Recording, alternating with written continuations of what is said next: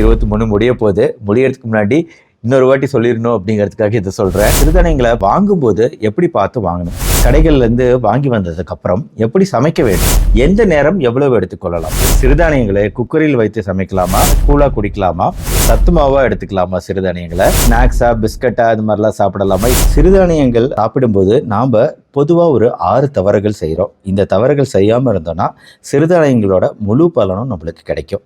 அந்த 6 தவறுகள் என்ன, அதை ஏன் செய்யக்கூடாது அப்படின்னு ஒன்றா பார்ப்போம். எல்லாருக்கும் வணக்கம். நான் டாக்டர் கார்த்திகேயன். சிறுதானியங்களோட பயன்பாடு சமீப காலங்களில் அதிகமாகிட்டு வருது. ஆனால் சிறுதானியங்கள் அப்படின்னாலே சர்க்கரை நோயாளிகள் எடுத்துக்கிறது அப்படின்னு ஒரு பொதுவான மிஸ்கன்செப்ஷன் இருக்குது. ஆனால் பெரியவர்களும் சிறுவர்களும் எல்லாருமே எடுத்துக்கக்கூடிய வகையில் அதில் நிறைய ஊட்டச்சத்து நார்ச்சத்தும் இருக்குது. அதனால் எல்லாருமே கன்சியூம் பண்ண வேண்டிய முக்கியமான விஷயம் சிறுதானியம். அதனால தான் உலக சுகாதார நிறுவனம் 2023 உலக சிறுதானிய ஆண்டா அறிவிச்சது. யுனைடெட் நேஷன்ஸ் 2023 முடிய போகுது. முடியறதுக்கு முன்னாடி இன்னொரு வாட்டி சொல்லிடணும் அப்படிங்கிறதுக்காக இதை சொல்கிறேன். ஏற்கனவே சொல்லியிருக்கேன். சரி, தவறுகளுக்கு வருவாங்க.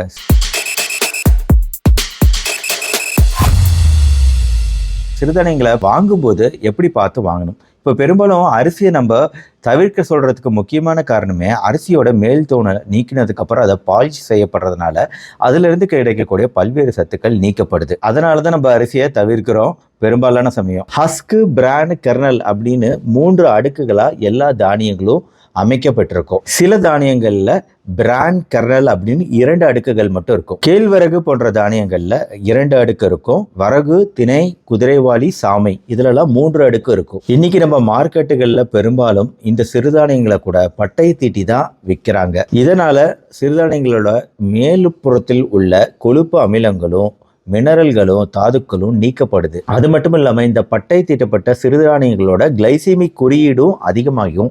அது சர்க்கரை நோயாளிகளுக்கு நல்லது கிடையாது. கிளைசிமிக் குறியீடு அதிகமாக இருக்குது, இண்டெக்ஸ் அதிகமாக இருக்குன்னா சர்க்கரை அளவு வேகமாக அதிகரிக்கும் அதை சாப்பிட்ட பின்னாடி. அதனால் கிராமப்புறங்களில் கிடைக்கும் சின்ன சின்ன கடைகளில் கிடைக்கக்கூடிய பட்டை தீட்டப்படாத சிறுதானியங்களை வாங்கி நல்லா கழுவி பயன்படுத்துங்க. சிறுதானியங்களோட முழு பலன்களை அனுபவிங்க. அடுத்து 2வது தவறு,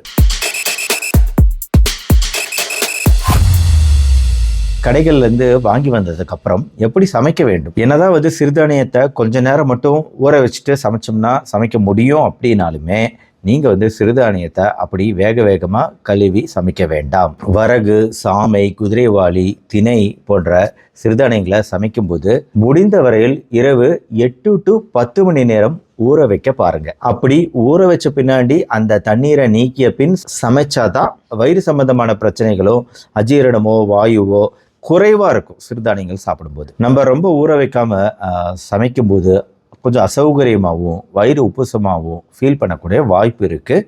அதனால் நல்லா ஊற வச்சு சமைத்து சாப்பிடுங்க சிறுதானியங்களை.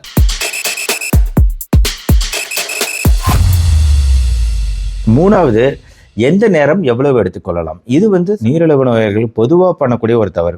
அதாவது ஒரு ஆர்வ மிகுதியில் 3 வேளையுமே சிறுதானியங்களாக போட்டு தாக்கிடுவாங்க. அப்படிலாம் சாப்பிடக்கூடாது. ஆரம்ப கட்டத்தில் நம்ம உடம்பை பழக்குவதற்கு மதிய நேரம் மட்டும் கொஞ்சம் சிறுதானியங்கள் சேர்த்துக்கணும். போக போக நம்ம ஒரு வேளைக்கு மட்டும்தான் சேர்த்துக்கணும். தேவைன்னா 2 வேளை சாப்பிடலாமே தவிர தொடர்ந்து நம்ம 3 வேளையும் சிறுதானியங்கள் சாப்பிட்றது நல்லது கிடையாது. அடுத்து 4வது,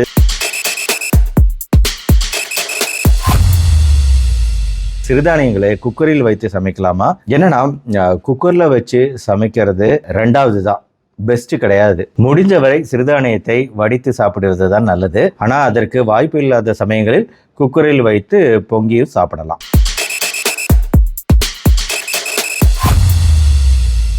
அடுத்து, சிறுதானியங்களை கூழாக குடிக்கலாமா. அதாவது நீரிழிவு நோயாளிகள் சிறுதானியங்களை கூழாகவோ கஞ்சியாகவோ குடிக்கக்கூடாது. ஆனால் சிறுதானியங்களை மாவா அரைக்காம முழு தானியமாக பொங்கி அதை இரவு முழுவதும் வைத்து நொதிக்க வைத்து கூழாக குடிக்கலாம். நொதிக்க விட்டு அடுத்த நாள் மோருடன் சேர்த்து குடிக்கலாம். கம்பு மற்றும் பிற தானியங்களை முழு தானியங்களாக போட்டு குழைய விட்டு கஞ்சியாக எடுக்கலாம்.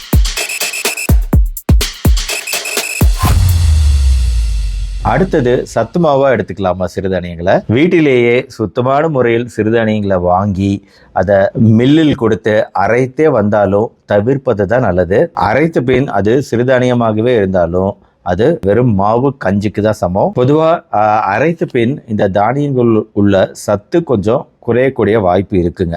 பட் இருந்தாலும் நானே என்னோட வீடியோக்களில் பல வாட்டி செஞ்சே காமிச்சிருக்கிறேன். அரைச்சி எப்படி தோசையாக பயன்படுத்தலாம் அது மாதிரிலாம் சொல்லியிருக்கிறேன்.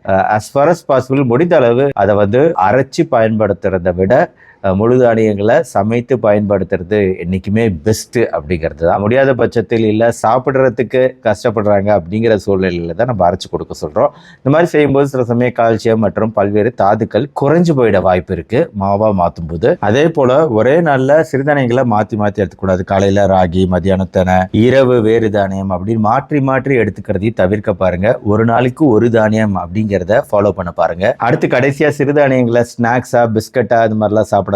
இது ஏற்கனவே தனியாக ஒரு வீடியோவே போட்டுட்டேன். அதில் மைதா தான் ஜாஸ்தி, கிளைசிமிக் குறியீடு ஜாஸ்தி, சர்க்கரை அதிகப்படுத்தக்கூடிய தன்மை ஜாஸ்தி, ப்ராசஸிங் ஜாஸ்தி. பிஸ்கட்டு போன்ற ஸ்நாக்ஸ் வகைகள்லாம் எந்த வகையிலையும் நம்மளுக்கு உதவாது, நோய்களுக்கு உதவக்கூடியதாக இருக்காது. சிறுதானியம் நம்ம சாப்பிட்றதுக்கு வேணால் நல்லா இருக்கலாம். ஆக சிறுதானியங்களை எடுத்துக்கும் போது நீங்கள் கவனத்தில் கொள்ள வேண்டிய முக்கியமான விஷயங்கள் இது வரைக்கும் இந்த தவறுகளை தெரிஞ்சுட்டீங்கன்னா இந்த தவறுகளை தவிர்க்க பாருங்க. நல்ல வகையில் சிறுதானியங்களை சேர்த்துக்கிட்டு அதோட பூரண நன்மைகளை பெற பாருங்க. இந்த வீடியோ பிடிச்சிருச்சா லைக் பண்ணி உங்கள் ஃப்ரெண்ட்ஸ் ரிலேட்டிவ்ஸ்க்கு ஷேர் பண்ணிடுங்க. மறுபடியும் நாளைக்கு இன்னொரு உபயோகமான மருத்துவ தகவலோட உங்களை மீட் பண்ணுறேன். நன்றி, வணக்கம்.